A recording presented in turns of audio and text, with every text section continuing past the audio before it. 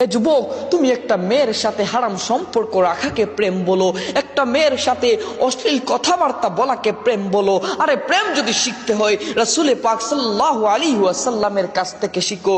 আল্লাহ রাসূল সাল্লাল্লাহু আলাইহি ওয়াসাল্লাম মক্কা থেকে যখন মদিনায় চলে গেলেন, আম্মা জান আয়েশা সিদ্দিকা রাদিয়াল্লাহু তাআলা আনহা বলেন, আমরা দুইজন মানুষ পরিবারে অনেকদিন না খায়া কাটাইতাম। দিনের পর দিন, মাসের পর মাস আমরা পানি আর খেজুর এইরকম শুকনা খাবারকে কাটাইতাম। রাসূল পাক সাল্লাল্লাহু আলাইহি ওয়াসাল্লাম যখন জিহাদের ময়দানে চলে গেলেন, আনসার সাহাবীর ঘর থেকে ভালো ভালো খাবার আসলো রাসূল পাক সাল্লাল্লাহু আলাইহি ওয়াসাল্লামের জন্য। কিন্তু রাসূল পাক কোথায়? রাসূল পাক তো জিহাদের ময়দানে চলে গেছেন। আচ্ছা একটা কথা বলেন তো, যেই মানুষ মাসের পর মাস ভালো কোনো খাবার চোখেও দেখে নাই, তার সামনে যদি ভালো খাবার উপস্থাপন করা হয়, সে কি লোভ সামলাতে পারে?